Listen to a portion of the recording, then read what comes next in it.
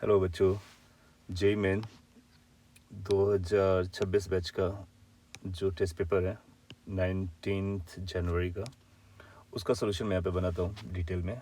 ये जो पेपर था फिजिक्स का, वो फुल सिलेबस था। फुल सिलेबस का मतलब up to rotation. So mechanics का पार्ट था जिसमें काइनेमेटिक्स से रोटेशन तक के चैप्टर्स थे sequence wise. So question number 1 से स्टार्ट करेंगे। अच्छा, इसमें मैंने आंसर जो गिवन आंसर है वो भी मेंशन कर दिए हैं so that we can verify कि जो ऑप्शन करेक्ट दिया गया है वो वास्तव में करेक्ट है या उसमें करेक्शन की ज़रूरत है, इफ़ एट ऑल। और अगर करेक्ट है तो फिर उसको एक्सेप्ट कर लेंगे।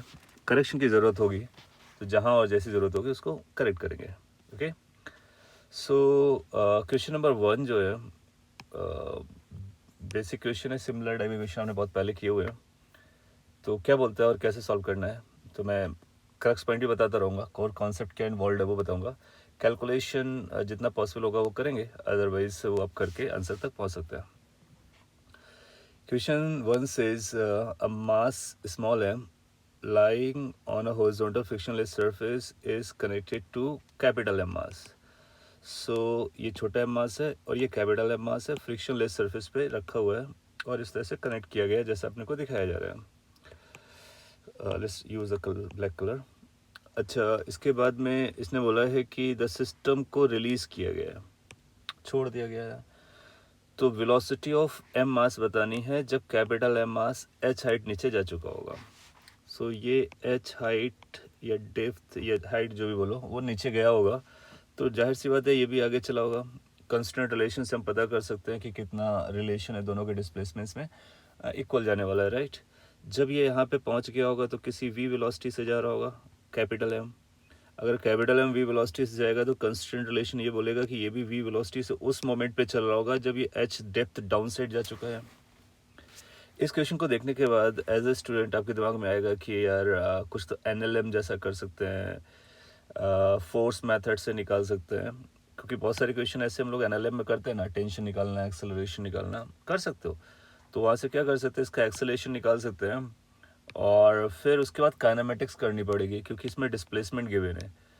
तो उन दोनों को अगर हम एक साथ कंसोलिडेट करके आंसर देना चाहें तो हमारे पास वर्क एनर्जी थ्योरम या मैकेनिकल एनर्जी कंजर्वेशन है जो दोनों को काउंट कर लेगी। सो आप ऐसा बोल सकते हो कि work done by all the forces must be equal to change in kinetic energy. अच्छा, यहाँ पे जो फोर्सेस देखोगे ना, कंजर्वेटिव फोर्स ग्रेविटी ही लग रहा है, और ऐसा बोल सकते हो नॉन कंजर्वेटिव फोर्स नहीं है तो मैकेनिकल एनर्जी कंजर्वेशन भी कर सकते हो। Initial total energy equal to final total energy, दोनों से अपने को आंसर मिलेगा। Work done by all the forces में ग्रेविटी का वर्क डन आएगा, so work done by gravity is equal to final kinetic energy minus initial kinetic energy. Gravity का work done small M में लगने वाला नहीं है बिकॉज वो हॉरिजॉन्टल ट्रैवल कर रहा है। ग्रेविटी का वर्क डन वर्टिकल डिस्प्लेसमेंट पे लगेगा तो वो कैपिटल एम पर आएगा। कैपिटल एम पे वर्क डन बाई ग्रेविटी आएगा एम इंटू जी इंटू एच। अच्छा, ये वर्क डन पॉजिटिव होगा, वी नो रूल्स के हिसाब से कि एम जी नीचे लग रहा था, डिस्प्लेसमेंट भी नीचे है ना। वो सारे पॉइंट्स आपको रिकॉल आने चाहिए जो हम लोगों ने पढ़े थे। अच्छा, this is equal to final kinetic energy. Finally इसका स्पीड है, इसका भी स्पीड है, दोनों के स्पीड कॉमन है, तो आप बोलोगे कि टोटल आएगा half M we square plus half छोटा एम वी स्क्वायर। ये इनिशियल सॉरी ये फाइनल काइनेटिक एनर्जी है। इनिशियली सिस्टम रेस्ट पे था तो इनिशियल काइनेटिक एनर्जी कितना हो गया, 0। नाउ नेक्स्ट लाइन में अपने को आंसर दिख जाएगा, ये आएगा capital M G H is equal to, यहाँ से आप हाफ कॉमन ले सकते हो, एम प्लस स्मॉल एम आ जाएगा ब्रैकेट में और वी स्क्वायर भी कॉमन आ जाएगा। सो यूल फाइंड कि जो वी स्क्वायर आ रहा है that turn out to be 2mgh divided by capital M plus small M. ना इसके बाद क्या करना है, आप समझदार हो। इसके बाद स्क्वायर रूट लगाएंगे, स्क्वायर रूट लगाने के बाद ऑप्शन सर्च करेंगे एंड देन यूल फाइंड कि कोई ना कोई option A B C D में मैच करेगा and obviously C option match कर रहा है, सी आंसर दिया गया है, सो ये परफेक्टली करेक्ट हो जाता है। ओके, सो ये फर्स्ट क्वेश्चन क्लियर हो गया। क्वेश्चन नंबर 2 पर आते हैं। अच्छा, बहुत सारे क्वेश्चन जो हैं जब हम लोगों ने क्लास में किए हैं, सिमिलर कॉन्सेप्ट या सिमिलर टाइप के क्वेश्चन हैं, तो I will try to recall you कि कौन सा कॉन्सेप्ट था, कहाँ पे किया गया है, उसके बेसिस पर फिर आप डायरेक्टली सॉल्यूशन दे सकते हैं उसका। जैसे ये है question number 2, the coefficient of friction between the body and the surface which is inclined is given. तो ये इंक्लाइंड प्लेन वाली कहानी है। इंक्लाइंड प्लेन है, अगर मैं यहाँ पे बनाऊँ, स्पेस थोड़ा सा कंजस्टेड है, चलता है, तो ये एंगल अपना थीटा होता था या अल्फा, जो भी नाम दो, और ये इंक्लाइंड प्लेन है। फ्रिक्शन कोफिशिएंट गिवन है 0.5।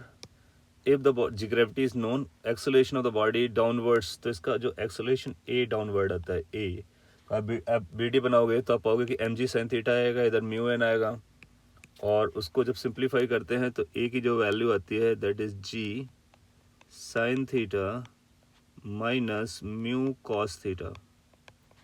इसको एज अ फॉर्मूला भी आप याद रख सकते हो कि this is the acceleration of the block downwards on an inclined plane. और आया कहाँ से? ये एम जी साइन थीटा, ये म्यू एन वाला पार्ट है, एम कैंसिल आउट हो गया, एफ इक्वल टू में लगाने से, तो अपना आंसर हो गया।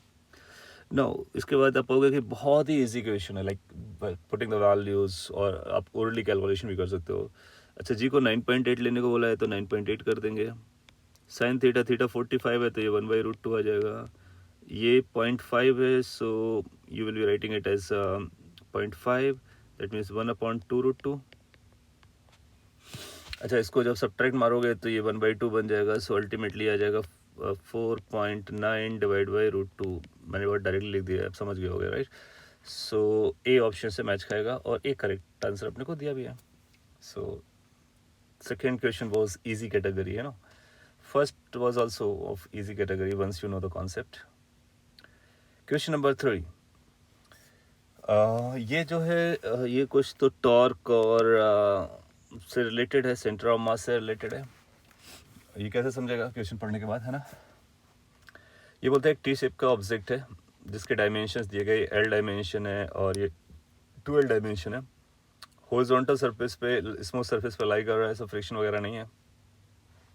एक है फोर्स आपको लगाना है पी पॉइंट पर जो कि ए बी के पैरेलल है, such that the object has only translational motion and that too without rotation. Of course only translational motion मतलब रोटेशनल नहीं आना चाहिए, घूमना नहीं चाहिए। तो लोकेशन पी क्या होना चाहिए? सिंपल सी बात है, किसी भी बॉडी में अगर हम उसके सेंटर ऑफ मास पर फोर्स लगाएंगे, सेंटर ऑफ मास पर फोर्स लगाएंगे, तो वो केवल और केवल सेंटर ऑफ मास का एक्सेलरेशन देगा, वो रोटेट नहीं करेगा सेंटर ऑफ मास के अबाउट। क्यों? क्योंकि उसका टॉर्क कैसा हो जाएगा? 0। तो इसलिए पी ऐसा पॉइंट होना चाहिए जो सेंटर ऑफ मास को एक्सप्रेस करना चाहिए ऑफ द इंटायर बॉडी। ये कॉन्सेप्ट पॉइंट है, ये क्रक्स पॉइंट है। इतना अगर आपने कनेक्ट कर लिया तो इसके बाद ये क्वेश्चन सिंपली सेंटर ऑफ मास में कन्वर्ट हो जाता है और बोलता है कि इस बॉडी का सेंटर ऑफ मास पी पे लाई करना चाहिए। उसके लिए ये डिस्टेंस अपने को निकालनी है, ये वाली डिस्टेंस सी से। So let's say that distance is कुछ एक्स, इसी एक्स को हमको पता करना है। अच्छा, ये अगर सेंटर ऑफ मास होगा तो आप पाओगे कि ये जो ए बी वाला सेगमेंट है इसका सेंटर ऑफ मास यहाँ पे रहा होगा, और जो ये 12 लेंथ का है उसका सेंटर ऑफ मास यहाँ रहा होगा। अच्छा, इसका अगर मास पर यूनिट लेंथ लेमडा मान लेते हैं तो इस ऊपर वाले का मास m1 जो होगा वो लेमडा इंटू एल आ जाएगा, और नीचे वाले का मास जो m2 होगा वो लेमडा इंटू 2l आ जाएगा। Basically this will have a double mass as compare to this because mass will be proportional to the length, that's what I am saying. अच्छा, ये m1 है, ये m2 है, ये सेंटर ऑफ मास है। तो पहले आप समझो कि अगर ये m1 है और ये m2 है तो सेंटर ऑफ मास कहाँ पे लाई करेगा। तो अगर मैं प्रॉपर्ली लिखने की कोशिश करूँ तो ये m1 है और यहाँ पर एक m2 है, इसका सेंटर ऑफ मास यहाँ पर है, इसी का नाम p पॉइंट है। तो उसके लिए आप चाहो तो इसका नाम x1 दे दो, इसका नाम x2 दे दो और x1 x2 सॉल्व कर लो। अगर थोड़ी सी कैलकुलेशन आप डायरेक्टली कर सकते हो तो पता चल जाएगा कि ये मास जो है 1:2 रेशियो में है तो ये 2:1 रेशियो में आ जाएगा। बट स्टिल अगर मैं आपके लिए सॉल्व करके बोलूँ तो आप बोलोगे कि m1 x1 must be equal to m2 x2। Remember this relation. Purpose क्या है कि आपको याद दिलाएं कि कौन से कॉन्सेप्ट से लिंक है। तो m1 x1 equal to m2 x2 करके हम लोगों ने पढ़ा हुआ था सेंटर ऑफ मास के लोकेशन के लिए। m1 के लिए लेमडा एल लिखोगे, lambda L x1 is equal to 2 lambda L x2 which basically will say कि x1 की वैल्यू 2 टाइम्स x2 के बराबर है। मोर ओवर अगर आप x1 प्लस x2 करोगे तो आप पाओगे कि ये वाली डिस्टेंस आ जाएगी जो कि l के बराबर है। सो अगला हो जाएगा आपका x1 plus x2 equal to l। एक रिलेशन ये, एक रिलेशन ये, छोटे छोटे दो रिलेशंस हैं। वहाँ से सॉल्व करने के बाद आपको x1 मिल जाएगा, x1 is going to B 12/3। और x1 is going to be L/3. Let's check कि x1 को यहाँ रखेंगे तो 3x2 हो जाएगा और L/3 आ जाएगा. परफेक्ट. अच्छा, x1 x2 हमको मिल गए. अपने को ये x निकालना था, तो x कितना हो जाएगा? कैन आई क्लेम कि जो x की वैल्यू होगी उसमें ये तो रहा होगा L, क्योंकि रॉड 2L का था, तो L प्लस ये वाला portion that is x2. So x2 is L/3, L/3 है ना. ये टर्न आउट कितना हो जाता है? 4L/3. ऐसा ऑप्शन कौन सा है? ए. ये अपना आंसर दिया गया है. तो इस क्वेश्चन में रोटेशन और सेंटर ऑफ मास का मिक्स कॉन्सेप्चुअल पॉइंट था और थोड़ी सी कैलकुलेशन भी इन्वॉल्व थी. अगर आपने इसका आंसर करेक्ट दिया एग्जाम में, दैट मीन्स कि आपको कॉन्सेप्ट में काफ़ी क्लैरिटी है और कैलकुलेशन आपकी अच्छी जाती है. और अगर आपसे गलती हुई है, then you know what to do. उसके लिए फिर आपको केयरफुल कैलकुलेशन करनी है और कॉन्सेप्ट को रिवाइज करना है. क्वेश्चन नंबर 4 पर आते हैं. क्वेश्चन नंबर 4 सेज कि द स्पीड ऑफ बोट, अच्छा ये रिलेटिव मोशन है और स्ट्रेट फॉरवर्ड है. The speed of a boat in still water is 5 kilometre per our. It crosses a river of 1 kilometre shortest possible path. ये shortest possible path अपने को समझना पड़ेगा. 15 मिनट में क्रॉस करता है. वेलोसिटी रिवर की बतानी है. सो वी नो कि अगर ये रिवर है और आपको ए पॉइंट से बी पॉइंट पर जाना है तो यही शॉर्टेस्ट पाथ हो सकता है. मतलब एक से दूसरी तरफ जाना है तो शॉर्टेस्ट पाथ अपने पास यही रहेगा. अब इस शॉर्टेस्ट पाथ के लिए आपको रिवर की वेलोसिटी तो इधर चलती है. This is the velocity of river, है ना. तो velocity of boat in the river ऐसे जाना चाहिए. Velocity of boat in the river ऐसे जाना चाहिए सो दैट कि ये वेलोसिटी ऑफ बोट आ जाए. अगर वेलोसिटी ऑफ बोट इधर आया तो इधर जाता हुआ नजर आएगा, जो कि शॉर्टेस्ट पाथ होने वाला है. तो जहाँ तक वेलोसिटी ऑफ बोट की कैलकुलेशन है, वेलोसिटी ऑफ बोट कैलकुलेशन वो हम लोग कर सकते हैं. कैसे? वेलोसिटी ऑफ बोट की कैलकुलेशन में 1 किलोमीटर जाना है, 15 मिनट लगे हुए हैं. सो ये डिस्टेंस है 1 किलोमीटर और टाइम है 15 मिनट. So we can call it as 1 kilometre divide by 15 मिनट, दैट इज 1/4 और which is 4 kilometre per hour. मैं थोड़ा सा डायरेक्ट कर रहा हूँ. आप चाहो तो वेक्टर का फॉर्मूला यूज़ कर सकते हो और आपको जो रिलेशन बताया गया इन तीनों क्वांटिटीज़ के बीच में आपको याद आ रहा होगा. VBR, VB, VR, इन तीनों में एक वेक्टर रिलेशन रहता है. उस वेक्टर रिलेशन से आप जाओगे तब भी अपने को आंसर मिलेगा. आप क्या कर सकते हो, इस एंगल को हम लोग थीटा पकड़ते थे, कंपोनेंट कर सकते हो और सिंप्लीफाई कर सकते हो. I am just solving by vector directly. तो VB अपने को इतना मिल गया. एक बार VB मिल गया. अच्छा, इस VBR हम लोग जानते हैं कि इस वेक्टर और इस वेक्टर का एडिशन VB आया होगा. सो इसको VB का एक VBR के कंपोनेंट इधर आना चाहिए था, एक कंपोनेंट इधर आना चाहिए था. जो VB रिप्रेजेंट कर रहा है वो बेसिकली VBR का कंपोनेंट है और दूसरा VR इसका हॉरिजॉन्टल कंपोनेंट रहेगा. अब आप समझो कि ये कंपोनेंट और ये कंपोनेंट और ये कंपोनेंट, राइट. तो ये अपने को मिला 4 और ये 5 दिया गया, इसका मतलब ये 3 रहा होगा. दैट मीन्स ये 3 है तो VR भी कितना आना चाहिए? 3, so that they are getting cancelled out. इसका मतलब आंसर बी ऑप्शन हो जाएगा. ओके, सो ये 4th क्वेश्चन रिलेटिव मोशन का था और रिलेटेड मोशन का सिंपल पॉइंट्स का यूज़ किया गया. Question number 5. Question number 5 says, अगर इसको मैं इरेज कर दूँ तो स्पेस कम यूज़ कर पाएंगे. क्वेश्चन नंबर 5 सेज कि एक कार है अपने पास और moves on a straight road. अच्छा, तो ये 1 डायमेंशन केस आ गया. covers 1/3 of the distance with particular velocity 20 kilometre per our. Rest जो कवर करता है वो 60 से. एवरेज स्पीड बताना है. ये तो आपने कर ही लिया होगा यार. आई मीन ये बनता है कि अगर आपको नहीं डायरेक्टली समझता तो टाइम ले लो, बट करने का बनता है. तो ए से अगर बी आपको जाना है तो सी तक ये जाता है और that is 1/3 of the distance. तो आप पकड़ लो ये एक्स है तो टोटल अपना 3x पकड़ लिया तो ये 2x बचेगा, 2/3 है ना. और यहाँ से यहाँ तक जाने की वेलोसिटी v1 है 20 और यहाँ से यहाँ तक की जाने की वेलोसिटी है v2 60. फिर अपने को निकालना average speed and we know कि how to get that average speed, है ना. So v average equal to total distance that is 3x divide by total time. अच्छा, इसका जो टाइम आएगा t1 प्लस t2. t1 आ जाएगा आपके लिए x बाई v1 और ये बन जाएगा 2x by v2. So this number अगर मैं यहाँ पे शॉर्टकट में लिखूँ तो एक्स कैंसिल आउट हो रहा है 3 times v1 v2 divided by it will be like v2 plus 2v1 v2 plus 2v1। अब इस नंबर का कैलकुलेट कर लो। v1 कितना दिया अपने पास, v1 is 20, v2 is 60। Simplify कर लो इस नंबर को and then you will find कि आपको ऑप्शन डी मिल जाना चाहिए। और अगर डी मिल जा रहा है तो डी करेक्ट है, ये आपको चेक कर लेना है ना। तो सिंपल न्यूमेरिकल है। और ये एवरेज स्पीड इज डेफिनेशन पर है, average speed is the total distance by total time. Question number 6 again kinematics का है और स्पीड पूछ लिया किसी टाइम पे। भाई साहब ये बहुत ही सिंपल क्वेश्चन है। ये X component position Y component position याद है 2D मोशन जो हम लोगों ने बात की थी। इस एक्स कंपोनेंट ऑफ पोजीशन से निकल के आएगा V X D X by D T. D X by D T कितना हो गया आपका 2AT।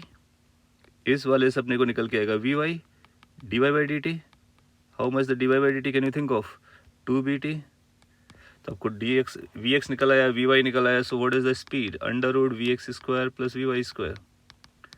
इन दोनों को स्क्वायर ऐड करोगे तो आप पाओगे 2 और t कॉमन लिया जा सकता है, अंडर रूट ए स्क्वायर प्लस बी स्क्वायर आ जाएगा। सो डी ऑप्शन अपना आंसर हो जाएगा करेक्ट। क्वेश्चन नंबर 7 ये आपके पहले एग्जाम में आ भी चुका है, आपने कई बार किया होगा और अच्छा क्वेश्चन भी है और याद भी होगा कुछ लोगों को आंसर रेडी आता है। फिर भी मैं आइडिया दे देता हूँ कैसे निकालना है। और ये आपसे होना चाहिए था क्योंकि you have done it twice you know earlier. So ये बोलते हैं कार एक्सेलरेट करता है रेस से, कांस्टेंट अल्फा कांस्टेंट एक्सेलरेशन है। फिर after which it decreases with constant rate beta, rest पे आता है। टोटल टाइम दे रखा है टी, मैक्सिमम वेलोसिटी बतानी है। So just to recall you कि कैसे सॉल्व करना है, एक टी वर्सेस वेलोसिटी का ग्राफ बना सकते हो और इसका जो ग्राफ आएगा, इसका जो ग्राफ आने वाला है अगर आप ध्यान से ऑब्जर्व करोगे तो पहले कांस्टेंट एक्सेलरेशन से जाता है, फिर कांस्टेंट रिटार्डेशन से आता है। ये जो वैल्यू है इसी का नाम वी नॉट या वी मैक्स कह सकते हो। और यहाँ का जो स्लोप आएगा वो अल्फा आएगा, यहाँ का जो स्लोप का मैग्नीट्यूड आएगा वो बीटा आएगा। एंगल नहीं, slope, because velocity versus time में स्लोप क्या देता है हमको, एक्सेलरेशन। और ये टोटल टाइम आप इसको इधर का टाइम t1 पकड़ लो, यहाँ का टाइम t2 पकड़ लो। t1 प्लस t2 कितना करना है t, फिर आप एक्सेलरेशन की इक्वेशन लगाओ और फिर अपने को आंसर मिल जाएगा। तो जैसे एक छोटा सा एक्सप्रेशन लिख देता हूँ मैं, अल्फा जो इधर का एक्सेलरेशन आएगा वो इस वाले के स्लोप से निकलेगा, that means it's going to be V not divide by t1। Similarly beta अगर आप जब निकालना चाहोगे तो बीटा आ जाएगा we not divide by t2। अब अपने को क्या करना, कुछ नहीं करना है, बस एक क्लेम कर देना है कि t1 plus t2 equal to t। कुछ ना करना, बेसिकली बहुत सिंपल चीज़ें करना है ना, इसलिए मैंने बोला कुछ नहीं करना। मतलब आप लिटरली मत समझना है कुछ नहीं करना है, that means is over. So alpha plus t1 plus t2 equal to t करेंगे तो आप पाओगे कि ये निकल करके आ जाएगा, प्रूफ हो जाएगा और ये आंसर आ जाएगा। क्वेश्चन नंबर 8 पर आते हैं। क्वेश्चन नंबर 8 जो है ना ये भी आपसे किया हुआ क्वेश्चन है, मॉड्यूल का है, पहले भी आ चुका है और कई बार आया, एग्जाम में भी आ चुका है। लोग याद हो जाते हैं किसी ऑप्शन आंसर है। अगेन कैसे कर सकते हो वो बताता हूँ। एक स्टोन को ड्रॉप किया गया h हाइट से और t टाइम पे ग्राउंड पे आता है तो हम बोलेंगे h is equal to half gt square, ठीक है। फिर उसी हाइट से इसने क्या किया है, 2 स्टोन को थ्रो किया है इनिशियल वेलोसिटी u से, एक अपवर्ड एक डाउनवर्ड। तो इक्वेशन आएगी, अच्छा ये हम लोग लिखते हैं minus H is equal to minus half G T square, minus minus cancel था। फिर t1 वाला जो है अपवर्ड है, सो t1 के लिए बनेगा minus H is equal to U t1 minus half G t1 square. जिसको डाउन साइड वेलोसिटी से थ्रो किया गया तो डाउन साइड वेलोसिटी से थ्रो करेंगे तब भी डिस्प्लेसमेंट उसका माइनस एच रहेगा, इनिशियल वेलोसिटी नेगेटिव हो जाएगी और minus half G T square, ये t2 हो जाएगा, t2 का स्क्वायर। अब आपको क्या करना है, इन तीनों इक्वेशन से h को और u को एलिमिनेट कर देना है। हो जाता है ना, क्योंकि देखो 3 इक्वेशन है, 2 को एलिमिनेट करना है, किया जा सकता है। अब कैसे करोगे मैं समझा देता कि ये इक्वेशन तो अपने पास रेडी है ही, इस वाली इक्वेशन को t1 से डिवाइड कर लो ताकि u इंडिपेंडेंट हो जाए, फ्री हो जाए। इसको t2 से डिवाइड कर लो दोनों साइड, तो इसमें भी u फ्री हो जाएगा। दोनों को ऐड करोगे तो u कैंसिल आउट हो जाएगा। यू डिसअपियर हो गया और आपको T1 T2 और H में एक रिलेशन आएगा, फिर इस वाले H को उठा करके इस वाले में रखने का जो वहाँ पे रिलेशन आने वाला है, तो H भी गायब हो जाएगा। सिंप्लीफाई करोगे तो ये आंसर आ जाएगा। थोड़ी सी कैलकुलेशन है बट कर सकते हो, है ना। और सिंस ऐसा क्वेश्चन आप पहले कर चुके हो तो लाइकली है कि आपको आना चाहिए। क्वेश्चन नंबर 9, ये भी अच्छा क्वेश्चन है और अपने नोट से डायरेक्ट है। आई मीन कैलकुलेशन करोगे तो लंबी पड़ेंगी और कॉन्सेप्ट अपना याद कर लोगे तो फिर उतना लंबा नहीं पड़ेगा। जैसे मैं आपको याद दिलाऊं कि एक क्वेश्चन हम लोगों ने ऐसा किया था कि एक स्फीयर है और अगर इसके सरफेस से एक ऑब्जेक्ट को ड्रॉप किया जाए या रिलीज़ किया जाए तो किस पॉइंट पर आकर या किस एंगल पर आकर के ये सेपरेट होता है। ये एज अ कॉन्सेप्ट पॉइंट हम लोगों ने देखा हुआ है। कई लोगों को याद आ गया होगा कि cos theta is equal to एक पर्टिकुलर एंगल आता है जो कि रेडियस किसी पे डिपेंड नहीं करता है, तो cos थीटा होता है 2/3, है ना। तो काफ़ी इंपॉर्टेंट रिजल्ट है ये। तो इसका मतलब 2/3 पे इसको लीव करता है सर्कल को, बस वही है। इसने बोला कि एक पार्टिकल ओरिजिनली रेस्ट पे था हाईएस्ट पॉइंट पे, स्मूथ सर्कल था, स्लाइटली डिस्प्लेस किया गया किस और उसको लीव करता है, तो उस समय वर्टिकल h हाइट कितना आएगा ये बताना है। तो बस इस पॉइंट का यूज़ करके हम बता सकते हैं कि थोड़ा सा इसको मैग्नीफाई करके अगर मैं बनाऊं तो ये थीटा अपने को पता चल गया है और ये r के बराबर है, ये h दिया गया है, तो नो नीड टू से कि r माइनस एच हो जाएगा। कॉस थीटा की एक दूसरी डेफिनेशन वहाँ से भी निकाली जा सकती है। सो इस ट्राइंगल से कॉस थीटा आएगा बेस हाइपोटेनस, है ना, क्योंकि ये 90 डिग्री है। सो बेस आपका है r minus H, hypotenuse is r, इन दोनों को अब इक्वेट करा देते हैं। So 1 minus H by R equal to 2/3। ये 1 माइनस कैसे बना, यू नीड टू नो ना। So h by R turn out to be 1/3, so h must be equal to r/3, B option. और वही आंसर आपको दिया गया है एज अ बी ऑप्शन, तो करेक्ट हो जाता है। नो, अब आपको रियलाइज़ हो रहा होगा कि कॉन्सेप्ट्स कितने इंपॉर्टेंट होते हैं हमारे लिए क्वेश्चन को आंसर फास्ट और करेक्ट करने के लिए। आपको याद होगा तो जब हम लोगों ने ये cos थीटा 2/3 निकाला था, so we had to do so many things like mechanical energy conservation, normal reaction 0, उसके बाद निकला था। तो वो आपके बैकग्राउंड ऑफ माइंड में चलना चाहिए कि क्या क्या कैलकुलेशन चलती हैं और कैसे आया, लेकिन रिजल्ट याद होना बहुत ज़रूरी है सो दैट कि हम विद इन शॉर्ट टाइम, कम से कम टाइम में वो करेक्ट आंसर निकाल सकें। अंडरस्टूड। क्वेश्चन नंबर 9 हो गया आपका। क्वेश्चन नंबर 10 पर आते हैं। क्वेश्चन नंबर 10 की अगर बात करें तो it appears to be very simple question of kinematics to the motion. इसने बोला है एक एरोप्लेन है जो कि एक पर्टिकुलर हाइट पे फ्लाई कर रहा है और एक ब्लॉक को रिलीज करता है, हाउ फार ग्राउंड में स्ट्राइक करेगा। Again look at your notes, you will find की सिमिलर स्टोरी हम लोगों ने ऑलरेडी की है। सो अगर मैं बहुत छोटा सा पिक्चर यहाँ पे बनाऊँ तो ये प्लेन था और ये प्लेन आपका ऐसा जा रहा था, इसने एक ब्लॉक को ड्रॉप किया तो ब्लॉक आपका ऐसा गिरेगा जा करके, और ये उसके लिए हाइट है, ये रेंज है। हम लोगों ने रेंज और हाइट दोनों निकाल के रखे हुए हैं, अगर यू पता हो तो आपको, है ना। डायरेक्ट फॉर्मूला भी यूज़ कर सकते हो, यहाँ पर निकालने का आइडिया भी यूज़ कर सकते हो कि h आ जाएगा आपको इससे ½ g t² से, ½ g t²। h की वैल्यू इसने दी है 490 इज इक्वल टू ½ g को 9.8 लिख लो t²। अच्छा मैं 9.8 लिख रहा हूँ, आपको समझ में आना चाहिए 9.8 क्यों लिखा है यहाँ पर। उसकी वजह है क्योंकि 4.9 और 490 दिया गया है, तो 9.8 से एडजस्ट होने में आसानी गिरेगा।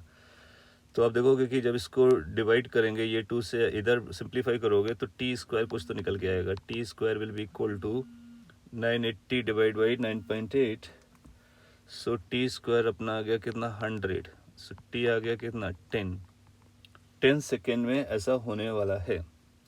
अच्छा अगर ये 10 सेकेंड आ गया, पूछा how far the ground strike करेगा, सो हम लोग जानते हैं कि ये जो x होता है x is equal to U into T, capital T भी लिख सकते थे, ये टाइम ऑफ फ्लाइट भी है ना। u कितना दिया है 100 और टाइम कितना है दिस, तो 100 इंटू दिस 1000, तो u से 1000 metre which is equal to 1 kilometre, and that's your answer. मैं एक्सपेक्ट करता हूँ ये क्वेश्चन आपसे हो गया था और होना चाहिए। अगर आपसे गलती हो गई इस क्वेश्चन में during the test paper, so please pay attention कि ऐसे क्वेश्चंस गलत नहीं होने चाहिए, because you don't have right to make the mistake, है ना। हाँ टफ क्वेश्चन हो, गलत हो जाए तो चलता है, इजी नहीं होना का। क्वेश्चन नंबर नेक्स्ट पढ़ते हैं, क्वेश्चन नंबर नेक्स्ट की तरफ, विच इज 11। ये बोलते हैं कि stone is projected from the ground with velocity this 2 second later it just clears a wall 5 meter height. Angle of projection of the stone is। अच्छा, इसका भी इजी टाइप का फीलिंग आ रहा है कि आपने ऐसा प्रोजेक्टाइल मोशन दिखाया हुआ है, पढ़ा हुआ है, और यहाँ पर एक कोई वॉल है जिसकी हाइट y दी गई है और इसको जस्ट क्लियर करता है। जस्ट क्लियर करने का मतलब हुआ y अपने को पता है, और y कितने टाइम पे मिलती है, 2 सेकेंड में। सो इनिशियल वेलोसिटी दे रखा है, एंगल पता करना है। सो यू रिमेंबर y को हम लोग कैसे लिख सकते हैं, y is equal to u sine theta into T minus half G T square. Now how to put how much the t is 2, u की वैल्यू कितना है, u 25, तो u को 25 रखेंगे, g को 10 ले लेंगे, y भी अपने को गिवन है, y कितना यूज़ करना है, 5।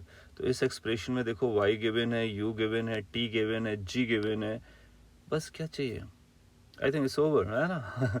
एक ही क्वेश्चन में आंसर आ गया कि इसको सॉल्व करके आपको साइन थीटा निकाल लेना है। एक बार साइन थीटा आ जाएगा तो आंसर भी आ जाएगा।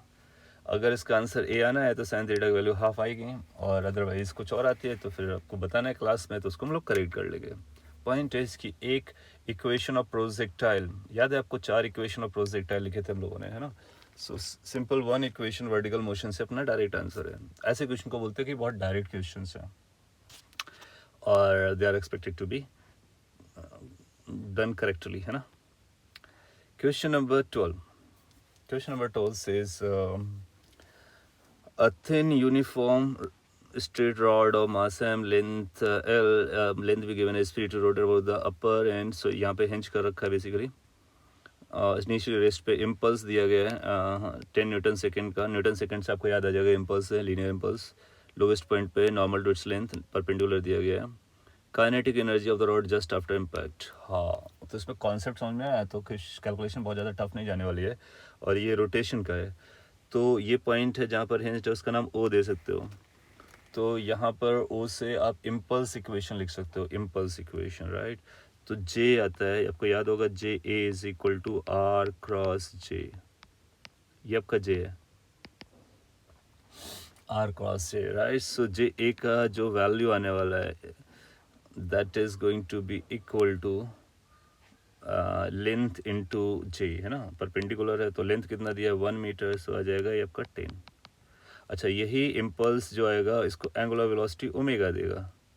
So Ja is also equal to I omega, or you can call it as angular momentum conservation about point, but angular momentum conservation नहीं कह सकते क्योंकि इसका नाम इम्पल्स दिया गया है। तो आप पहले एंगुलर इम्पल्स निकालोगे, फिर उसको फाइनल आई ओमेगा के बराबर कर दोगे।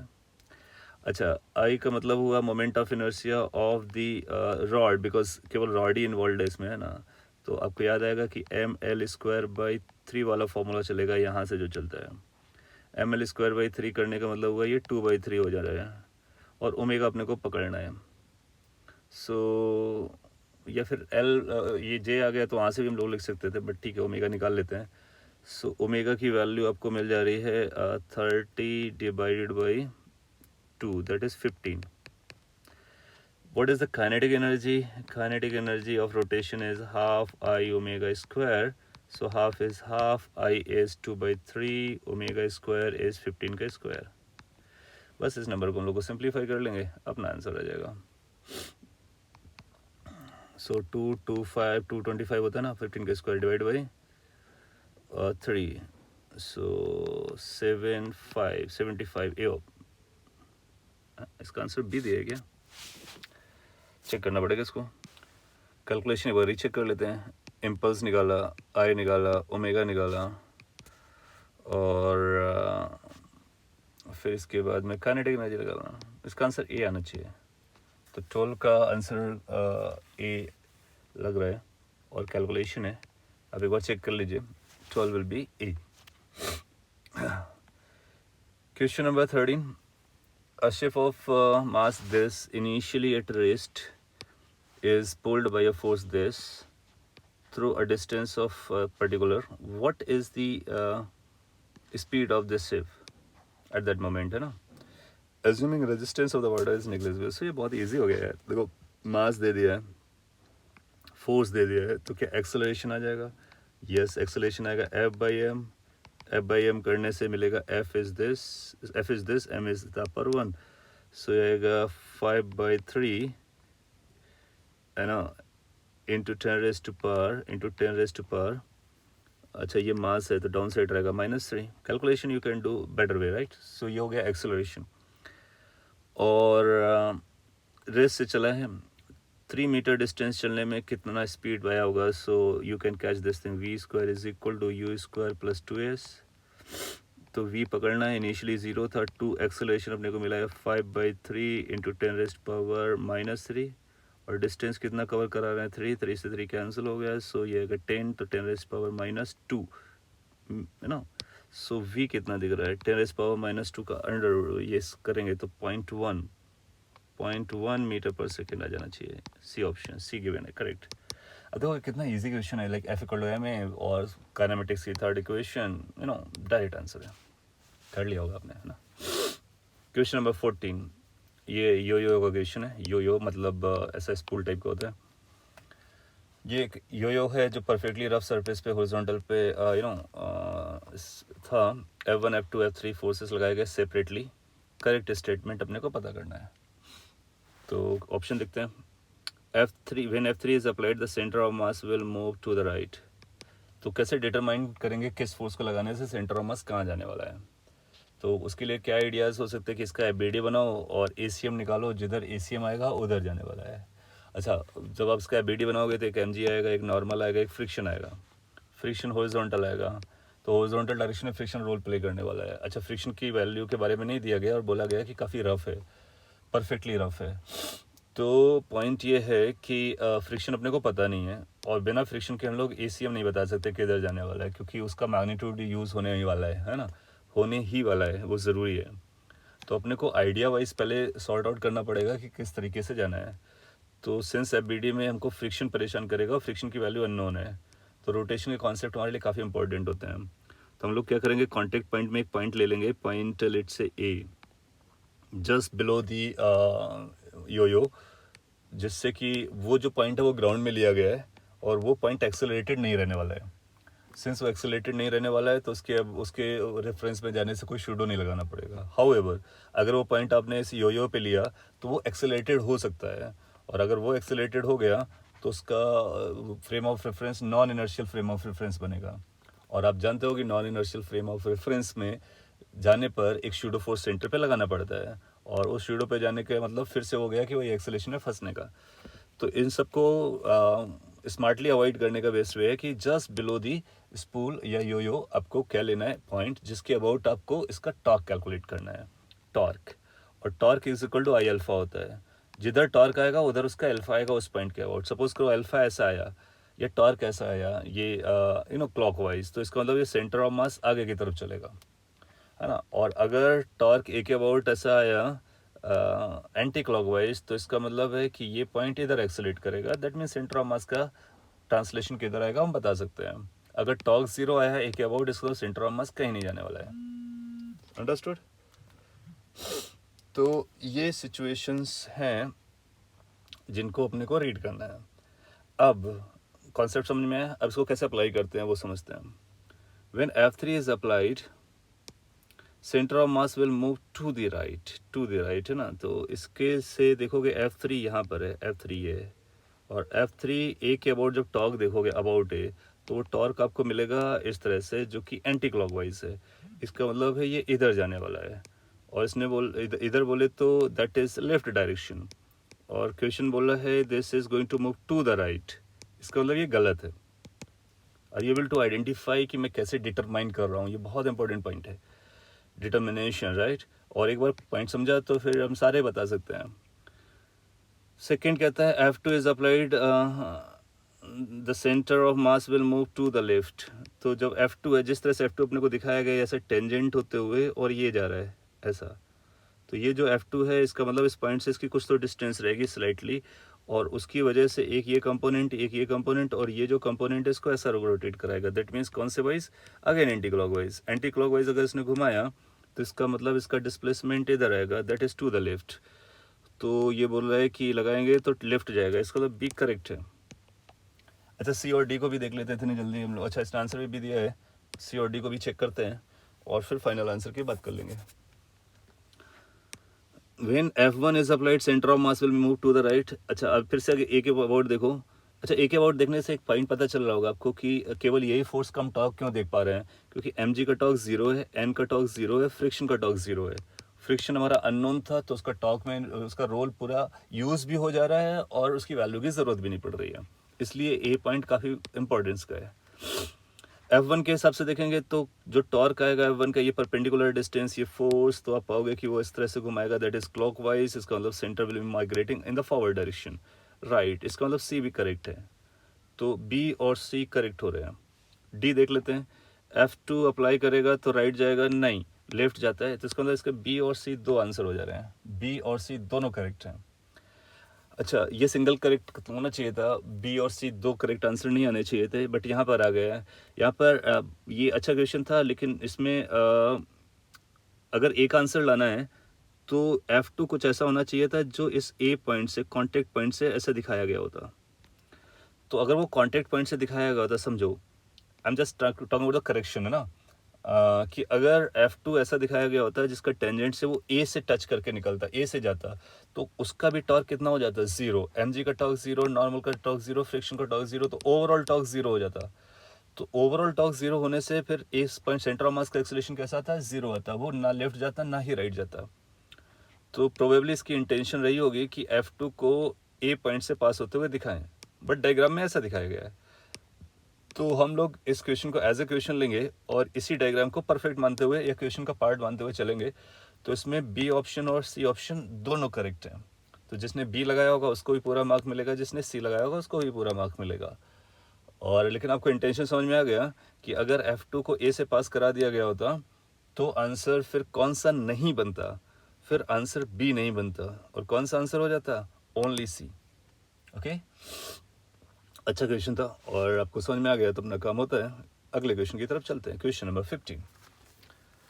क्वेश्चन नंबर 15 सेज कि एक ब्लॉक है 40 केजी का स्लैब है, फ्रिक्शनलेस, तो ये फ्रिक्शनलेस सरफेस पर रखा हुआ है और 10 केजी का ब्लॉक उसके ऊपर रखा गया। स्टैटिक फ्रिक्शन और काइनेटिक फ्रिक्शन कोएफिशिएंट दे रखे हैं उसने दोनों। Where it has gone, let's come back to this. Okay, 10 KG का ब्लॉक पे एक फोर्स लगाया गया 100 न्यूटन का। अरे याद हो गया होगा आपको कि हम लोगों ने ऐसे क्वेश्चन किए थे कि एक ब्लॉक है, उसके ऊपर एक और ब्लॉक है, इस पर फोर्स लगाया गया, फिर कैसे डिटरमाइन करते हैं कि काइनेटिक फ्रिक्शन आएगा या स्टैटिक फ्रिक्शन आएगा। तो उसमें एक अजम्पशन लेके चलते थे, एज्यूम कर लो दोनों एक साथ चल रहे हैं, फिर चेक करो वेदर दैट इज मतलब friction is sufficient to take them together और नॉट। फिर उसके बाद में कॉन्ट्राडिक्शन ला करके सही करते थे, याद है। तो बस उसी पॉइंट का यहाँ पे यूज़ करना है। और उसी का डायरेक्ट क्वेश्चन है, जी दे रखा है और रिजल्टिंग एक्सेलरेशन स्लैब का मांग लिया है। तो पहला एजम्पशन आएगा कि लेट्स एज्यूम कि ये दोनों एक साथ चलते हैं और एक्सेलरेशन कितना है, ए। सो कॉमन एक्सेलरेशन हमारे पास कितना आ जाएगा, total force divide by total mass 50, that is 2। फिर किसी एक का किसी दूसरे के रिस्पेक्ट में एफबीडी बनाएंगे। तो लेट्स से कि 40 केजी का एफबीडी बनाते हैं विद रिस्पेक्ट टू 10 केजी। तो 40 केजी का जब आप बनाओगे, 2D में दिखाता मैं, तो आप पाओगे कि इसमें एक स्यूडो फोर्स लगाना होगा अपने को पीछे की तरफ। कितना, mass of this, acceleration of this, तो मैं न्यूमेरिकली सॉल्व कर रहा हूँ, तो ये आ जाएगा 80। अच्छा, इस पे जो फ्रिक्शन आएगा, फ्रिक्शन फॉरवर्ड डायरेक्शन में आएगा, और अगर उसको हम मैक्सिमम वैल्यू फ्रिक्शन की रीड करें, एफ की मैक्स वैल्यू कितनी जा सकती है, तो म्यू इंटू एन जाएगी। और स्टैटिक वाली, स्टैटिक फ्रिक्शन का कोफिशिएंट कितना है, 0.6, तो ये आएगा 0.6। नॉर्मल रिएक्शन के पॉइंट ऑफ व्यू से देखोगे तो नॉर्मल रिएक्शन जो इस कॉन्टैक्ट सरफेस पे लगेगा वो ऊपर वाले ब्लॉक का होगा। तो नॉर्मल रिएक्शन आएगा M G, that is 100। So basically ये आ जाएगा कितना, 60 न्यूटन। तो 60 न्यूटन का ये मैक्सिमम वैल्यू अफोर्ड कर सकता है, जबकि 80 न्यूटन है। इसका मतलब है यहाँ पे स्टैटिक फ्रिक्शन हो ही नहीं सकता है, स्टैटिक फ्रिक्शन हो नहीं सकता है, इसका मतलब ये साथ साथ नहीं चल सकते, इसका मतलब ये इंडिपेंडेंटली चलेंगे और काइनेटिक फ्रिक्शन होगा। वंस वी हैव डिसाइडेड कि काइनेटिक फ्रिक्शन है, फिर सॉल्व करने के लिए आप बोलोगे ग्राउंड के फ्रेम से करते हैं। तो ग्राउंड के फ्रेम से आप पाओगे कि इधर एक फ्री फोर्स लगेगा जिसका एफ के नाम है, और इसी वजह से इसका अपना एक्सेलरेशन आएगा ए डैश। ये स्लैब के बारे में बात चल रही है। तो स्लैब का टोटल फोर्स एफ के कितना हो जाएगा, म्यू के into N is equal to mass of the slab into A dash. तो ए डैश यहाँ से निकल के आ जाएगा। म्यू के कितना है अपने पास 0.4, एन देखा अभी 100 आया था, मास कितना दिया है 40। सो ओवरऑल आप देखो जब आप ओवरऑल कैलकुलेट करेंगे, अच्छा मैंने जी को 10 ले लिया, इसने जी को 9.8 लेने को बोला है। So we will be thinking कि कैसे एडजस्ट करना है। तो ऊपर कितना आ गया अपना 40/40 1 आ गया, 1 मीटर पर सेकेंड स्क्वायर। तो अगर जी को 10 लोगे तो 1 आएगा। जी बेसिकली 9.8 है तो इससे थोड़ा सा कम आना चाहिए, 0.98 आना चाहिए। तो 0.98 अपना आंसर हो जाएगा। तो आप चाहो तो ये टेक्निक यूज़ कर सकते हो, जी 10 ले लो, बाद में एडजस्ट कर लो कि स्लाइटली लेस देन दैट। अब लेस मोर कैसे पता चलेगा, क्योंकि एन में नॉर्मल रिएक्शन गया, ग्रेविटी गया था तो एन ऊपर है, इसका मतलब है कि ग्रेविटी ये नंबर जो बड़ा आया हुआ है तो छोटा करना है। वरना आप सोचोगे 1 के से थोड़ा बड़ा या थोड़ा छोटा, तो ये भी ऑप्शंस हैं बट वो काफ़ी दूर है, और एग्जैक्ट वैल्यू लोगे तो परफेक्ट आंसर आ जाएगा। Question number 16। Question number 16 says कि एक ओपन नाइफ एज है जो एम मास का है, ड्रॉप किया जाता है किसी एच हाइट से वुडन फ्लोर में। If the blade penetrates depth H तक जाता है तो average resistance offered by the word कितना आएगा। तो ये काइनेमेटिक्स का क्वेश्चन लग रहा होगा आपको कि ऐसा ये वर्ड है और किसी एच हाइट से एक ब्लेड आया था, तो यहाँ आने पास उसके पास वेलोसिटी वी हो गई होगी या यू हो गई होगी, और यहाँ पर उसकी वेलोसिटी क्या हो जाएगी 0। तो डेप्थ डी ये है और ये हाइट एच है। अब चाहो तो डायरेक्टली यूज़ कर low energy, mechanical energy conservation, work energy theorem, और या फिर काइनेमेटिक्स, जो भी आपको अच्छा लगे। तो यू अगर निकालना होगा तो √2gh आ जाएगा, और इसके बाद यहाँ पर लगा सकते हैं कि final velocity is V square is equal to U square minus 2as, है ना। वी स्क्वायर का मतलब होगा 0, यू स्क्वायर का मतलब होगा 2gh minus 2a for this thing acceleration। अब ये एक्सेलरेशन अपने को रीड करना पड़ेगा, है ना, इनटू डी। तो यहाँ से रिटार्डेशन बेसिकली जो था, रिटार्डेशन आ गया 2gh/d। अच्छा ये है रिटार्डेशन। इस रिटार्डेशन में क्या रहा होगा, 2 रहे होंगे। अगर आप ध्यान से ऑब्जर्व करोगे तो ये जो रिटार्डेशन रहा होगा इसमें एक mg ये resistance force minus mg force divided by m रहा होगा। ये समझा क्या है, क्योंकि जब इसके अंदर जा रहा होगा तो रेजिस्टिव फोर्स ज़्यादा होगा और ग्रेविटी फोर्स कम होगा, रेजिस्टिव फ्रिक्शन जो भी लो। रेजिस्टिव फोर्स को नाम मैंने r दे दिया है। तो यहाँ से आप देखो कि r की वैल्यू क्या आ जा रही है, r की वैल्यू आएगी mg plus 2mgh/d।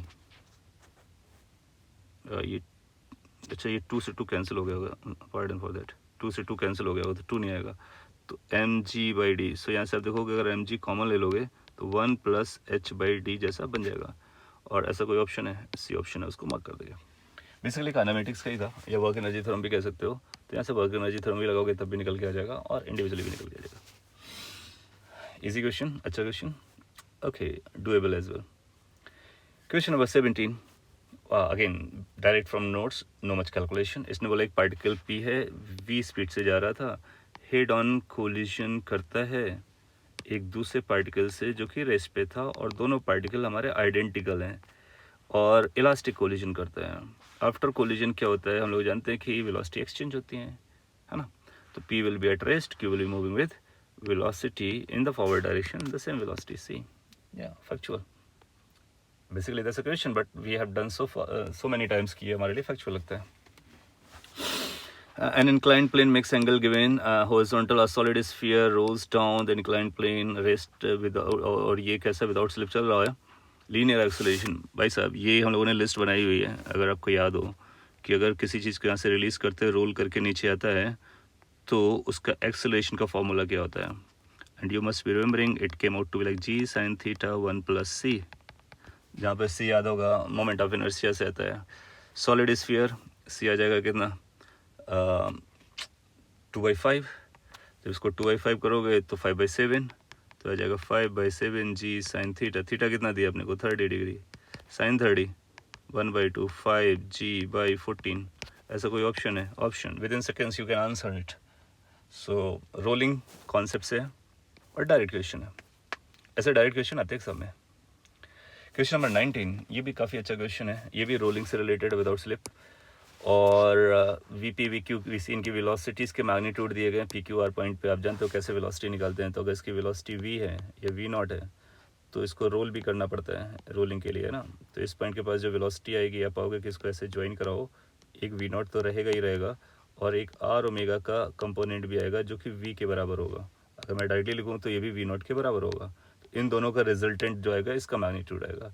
C point P point पर आएंगे तो आप पाओगे कि वी नॉट तो इधर ही रहेगा और इसके परपेंडिकुलर डायरेक्शन में एक और वी नॉट आएगा। तो इन दोनों का वेक्टर एडिशन करना है, इसके लिए इसका वेक्टर एडिशन करना है और ये अकेला है। तो आप पाओगे कि ये जो वेक्टर एडिशन है एक्यूट एंगल होने की वजह से इसका रिजल्टेंट जो वैल्यू आएगी वी नॉट से ज़्यादा आएगी। ये वी नॉट है, ये ऑप्ट्यूज एंगल होने की वजह से इसकी वैल्यू वी नॉट से कम आएगी क्योंकि इसका कुछ कंपोनेंट कैंसिल आउट कर रहा है। अंडरस्टूड। तो पॉइंट है इसकी क्यू की वेलोसिटी ज़्यादा होगी, फिर सी की, फिर पी की। और वैसे हम लोग जानते हैं कि इस पॉइंट के ऊपर वाली वेलोसिटी ज़्यादा है, नीचे कम रहती है। So Q will be more than C which is more than P. Understood. Direct लगा सकते हैं। Okay, so we have come to the last question of this MCQ और ये है मोमेंट ऑफ इनर्शिया से। अच्छा क्वेश्चन है, अगर आप कर पाए हो इसका मतलब you can handle the moment of inertia if it is information is given in terms of density. ये एक वायर है जिसको आपने रिंग जैसा बनाया है, लूप, और ऐसा ऐसा दिख रहा है। तो इसके अबाउट पहले तो मोमेंट ऑफ इनर्शिया चाहिए होगा। तो हम जानते हैं कि मोमेंट ऑफ इनर्शिया आ जाएगा इसका plus what parallel axis theorem. तो यहाँ पे आता है mr²/2, याद है। और इसके साथ अगर यहाँ पे लेके आओगे तो प्लस mr², सो ये बन जाएगा 3mr²/2, 3mr²/2। That's our answer. Now but इस आंसर को किस फॉर्म में रिप्रेजेंट करना है, डेंसिटीज और व्हाटएवर इज गिवन। ना तो रेडियस गिवन है और ना ही मास गिवन है। अच्छा, जहाँ तक मास की बात करेंगे तो मास आएगा एल डेंसिटी का है, I mean like L length का है और रो डेंसिटी है। तो लीनियर डेंसिटी है तो मास हो जाएगा रो इंटू एल, बहुत ही ईजी। बात आती है रेडियस की, तो L is equal to 2πr, so R must be equal to L upon 2π। इन सबको यहाँ पे रख लो, तो 3/2 outside, rho into L become the mass, R square is of L square divided by 4π²। भाई साहब इसको एडजस्ट कर लो, तो 3ρl³ divide by 8π², 3ρl³ upon 8π²। D option matches perfectly. Oh easy था, है ना। मास, लेंथ और इन सबसे रिलेट करना था। ये समझा लेंथ कैसे आया, तो उसी को बेंड करके बनाया, तो पेरीफेरी 2πr हुआ और वही ओरिजिनल लेंथ एल थी, तो उसको असेंबल कर लिया। इसके बाद आते हैं integer type. Integer type question है हमारे पास 5, समझते हैं। Question number 21 says keeping the banking angle, banking circular motion नाम से क्लियर हो गया होगा ना। सेम, तो थीटा वही रखना है। मैक्सिमम स्पीड के बारे में बात करनी है, व्हीकल कैन ट्रैवल, उसको 10% से इंक्रीज करना है। ओह अच्छा क्वेश्चन है। रेडियस ऑफ कर्वेचर को कितने से चेंज करना पड़ेगा बताना है। सो सी ऐसा बैंकिंग में देखा था, थीटा व्हीकल आपका ऐसा जाता था है ना। सो फॉर्मूला था tan theta is equal to v²/rg, जहाँ पर r फॉर रेडियस और रेडियस ऑफ कर्वेचर। सो यहाँ से आया v² is equal to rg tan theta. Theta को वही रखने को बोला है, g कांस्टेंट है, तो इसमें वो ln वाला फंडा लगा देते हैं। 10% is not a major change और अप्रोक्सीमेट बताना है। तो आपको आएगा 2Δv/v, 2Δv/v is equal to Δr/r into 100 कर लो। अच्छा g कांस्टेंट है, ये समझा कैसे आता है, बहुत सिंपल। ln लो दोनों साइड और फिर डिफ्रेंशिएट करो। 10 g कांस्टेंट होने की वजह से 0 हो जाएगा डिफ्रेंशिएशन, tan थीटा अलग आएगा जी लॉग में, वो भी 0 हो जाएगा। तो ये इस तरह से आता है। ये हम लोगों ने बात की है कभी चेंज निकालने के लिए, परसेंटेज चेंज निकालने के लिए। इसका मतलब percentage change, that means let me tell you this, Δr/r into 100, that's a percentage change, that turn out to be 20%। 10% इसका था और 2 से मल्टीप्लाइड है। अच्छा ये 20% आया, और तो इसका मतलब है कि हमारा r डैश कितना हो गया होगा, तो that means r plus r का 20%, है ना। r अपने पास कितना था, 20 plus 20/100, 20% of r, so that turn out to be 24। तो फाइनल रेडियस क्या हो जाएगी, वही पूछा ना उसे। Changes to r, so x metre, the value of x nearest integer बताने 24 हो जाएगी। 24 हमारा करेक्ट आंसर हो जाएगा। गॉट टू नो कि कैसे आया। परसेंटेज चेंज है। और या फिर आप सिंपल बेसिक तरीके से कर लो, v1 equal to r1, then v2 equal to r2, फिर v1 का चेंज निकालो, r2 निकालो, वहाँ से वही आएगा, अप्रोक्सीमेटली वही आएगा। और छोटे चेंजेस के लिए हम लोग डिफ्रेंशिएशन अलाउ करते हैं, और 10% चेंज तक तो चलता है, और नियरेस्ट बोल दिया है तो बिल्कुल चलता है। Question number 22, a car is moving on a circular horizontal track. ये भी सर्कुलर मोशन का है। हाँ, अच्छे खासा क्वेश्चन था सर्कुलर मोशन का। A car is moving in a circular horizontal track of radius 10 meter with a constant speed of 10 meter per second. A plumb bob is suspended from the roof of the car by a rigid light rod of length this. The angle made by this on the track. तो basically क्या है कि ये car एक ऐसे circle पे चल रही थी जिसकी ये रेडियस है, और इस कार के अंदर ये जो कार था, कार को थोड़ा सा और बड़ा करके दिखाऊं मैं, ऐसा कार था और ये रेडियस है, और यहाँ पर एक पॉइंट कुछ तो हैंग कर रहा था, तो आप पाओगे उसमें एक स्यूडो फोर्स की वजह से वो बाहर ऐसा कोई तो एंगल बनाते हुए आ जाएगा ऐसा। हाँ, सो इस लाइन से ये एंगल जो बन रहा है, इसी एंगल के बारे में ये बात कर रहा है। The angle made by the rod is, rod की लेंथ दे रखी, तो अगर ये थीटा हुआ तो आप पाओगे इधर एक फोर्स लगा हुआ है, कितना, m we square by r, m we square by r, और इधर कौन सा होगा, एम जी, तो इसको ऐसे ले जाओ तो ये थीटा हो जाएगा, है ना। फिर आप लिख सकते हो टेन थीटा रिजल्टेंट एंगल कितना एंगल बनाता है, सो आ जाएगा v square by r g. कहाँ से आया, एम से एम कैंसिल हो गया, this component divide by this component. अच्छा, वी स्क्वायर कितना है अपने पास, वी स्क्वायर को बोलेंगे तो 100 आ जाएगा, और आर कितना है, 10 जी कितना है, 10, 100 101 आ गया, 10 थीटा 1 आया, तो थीटा कितना आया 45 डिग्री, डिग्रीज में ही बताना था, तो 45 हमारा आंसर हो जाएगा। इजी, वेरी वेरी इजी, है ना। Question number 23. 23 says a body of mass 5 kg is suspended by a spring balance on an inclined plane as shown in the figure. This is the figure. The spring balance का कितना reading आएगा, आप जानते हो कि इधर कितना आएगा, mg sin theta, बस यही स्प्रिंग बैलेंस रीड करेगा। Oh, very very simple. mg sin theta. Now what is mg sin theta then? mg sin theta is m is 5, g is 10, sin theta is theta given again 30, of course, sin 30 is half, so 25 reading in Newton। भाई साहब ये तो बहुत ही easy था, easy cake, है ना। Spring का reading वही आएगा जो बैलेंस फोर्स स्प्रिंग लगाएगा, स्प्रिंग फोर्स वही लगाएगा जो mg sin theta है। वाई, बिकॉज सस्पेंडेड, और ऐसा सस्पेंड करके रखा हुआ है, ये उसने बोला है, मूव नहीं कर रहा है। ऐसा नहीं सोचने का ये चल बोल रहा है, नहीं नहीं, सस्पेंडेड है, that means at rest। Okay, question number 24, the displacement x of particle moving in one dimension। अब मुझे लगता है क्वेश्चन भी आ चुका है आपका टेस्ट पेपर में। कांस्टेंट फोर्स लगाया गया, फिर भी पढ़ लेते हैं, और उसके टाइम के साथ डिस्प्लेसमेंट दे रखा गया, वर्क डन निकालना, work done by the force in the first 6 seconds में निकालना है। वर्क डन निकालना है तो वर्क डन के लिए फोर्स भी नहीं दिया गया है, तो ये भी कर सकते हैं कि 24 को अगर मैं यहाँ पे सॉल्व करूँ, 24 क्वेश्चन को इधर सॉल्व कर देते हैं, क्वेश्चन नंबर 24 का सोल्यूशन। तो देखो कैसा ना, उसको ऐसा लिख सकते हैं, root x is equal to t minus 3, तो एक्स आ गया टी माइनस 3 का स्क्वायर, सो वी जो कि D X by D T है, हम वी क्यों कर रहे हैं अपने को पता चल जाएगा, अभी ये आएगा 2 times T minus 3, isn't it, और फिर टी का 1 आ जाएगा, बेसिकली 2t माइनस 3, राइट। अब आपसे बोलता है कि वर्क डन चाहिए, तो वर्क एनर्जी थ्योरम लगा दो, work energy theorem, work done by force is going to be final kinetic energy minus initial kinetic energy. Final kinetic energy कितना आ जाएगा, फाइनल मतलब half M we square, half M v final square, तो v final और v initial देखो पहले एक बार के लिए, तो जो वी फाइनल आएगा, वी फाइनल आ जाएगा टी इक्वल टू 6 पर, 6 रखोगे तो आ जाएगा माइनस 6 रखोगे तो 3 इंटू 2 6 आ जाएगा, वी इनिशियल निकालो, टी 0 रखोगे तो माइनस 6 आ जाएगा। इसका मतलब है कि स्पीड वाइज दोनों स्पीड कैसे हैं, इक्वल, तो फाइनल और इनिशियल और फाइनल काइनेटिक एनर्जी कैसे हो जाएंगे, इक्वल, तो वर्क डन कैसा आ जाएगा 0, तो वर्क डन बाय फोर्स कैसा आएगा 0 आंसर हो गया। इसका मतलब है कि वो पहले किसी एक डायरेक्शन में गया होगा, फिर दूसरे डायरेक्शन में आएगा, तो वर्क डन उसका कैसा हो गया 0। सो कांस्टेंट फोर्स है, इसलिए ना तो उसकी डायरेक्शन बदल रही है, मैग्नीट्यूड नहीं बदल रहा है।